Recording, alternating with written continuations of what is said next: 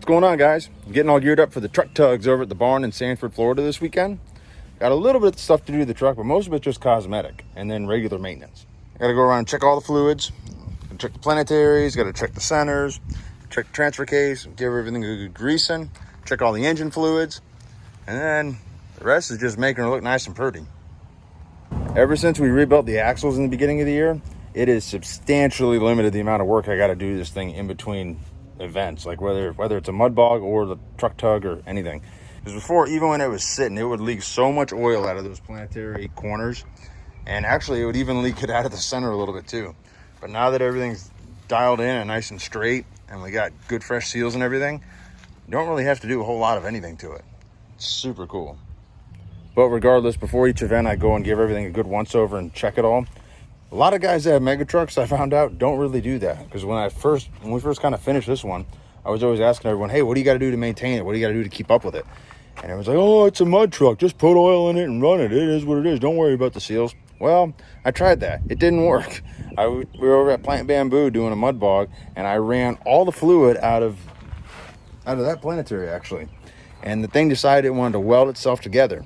We had to use Brian's big press to be able to get the gears out because they were all like seized up and like literally welded to their cases.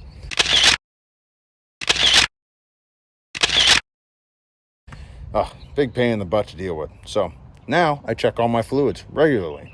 After that, I'll probably just give her a good wash, polish all the aluminum stuff up. See, it's all kind of foggy.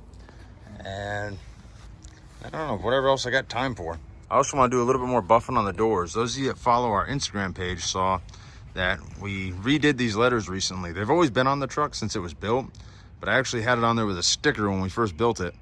And then right before Daytona Truck Meet, we took the stickers off and then painted it on. We kind of like ghosted it in or like faded it towards like a little bit different color and put a lot more metallic flake in each of the letters, so when the light hits it, it really pops. But we faded it in just a little bit too well, and when it's dark out, like or even a little bit overcast, you can't even read this stuff. So we put this outline around it all, like a custom color that we made, and it looks super cool. But it died back a little bit and faded a little, so I'm gonna give it a little buff. But after that, I think we're dialed in and ready to rock and roll. See if we can burn these tires off. Oh, and we can't forget to fill up the nitrous bottle. Very, very important, especially with this truck. And I honestly was surprised it made such a big difference.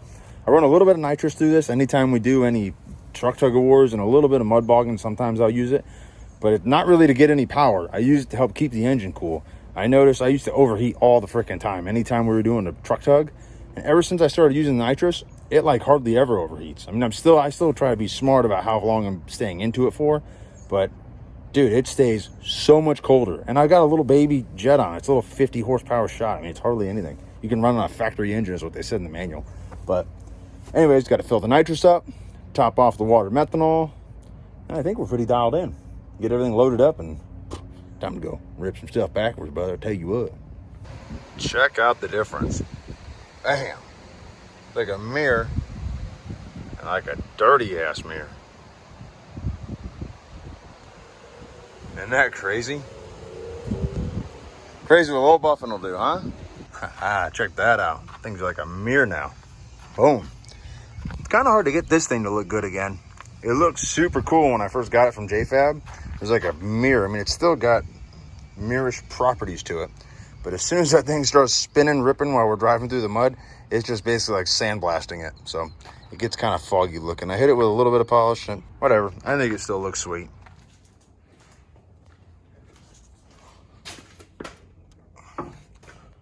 There she is. So you might say, why do you need nitrous? It's a big, heavy mud truck. Well, it keeps it colder. And honestly, because I always wanted nitrous. And because it's really cool. What other reason do you need than that? Duh. Time to get old girl filled up. Nitrous is full. Time to go finish getting the truck together. Get her all loaded up.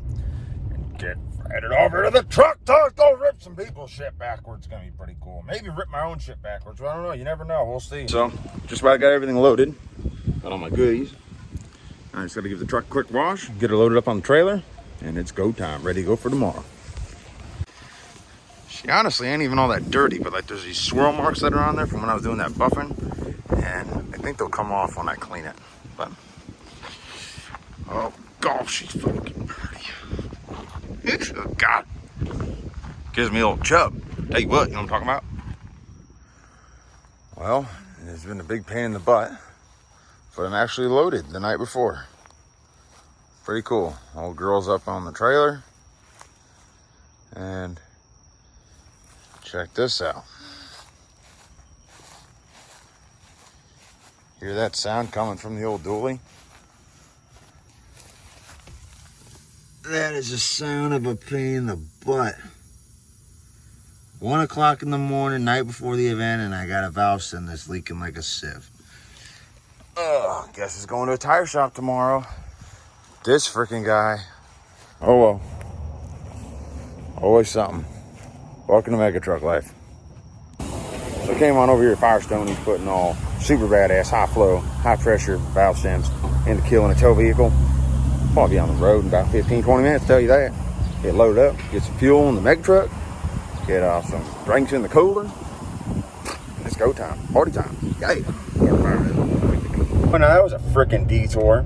Well, got the dually back though. Got some high pressure super bitchin' valve stems. Now time to go hook up to the trailer. The rest of the stuff loaded in here and get on the road.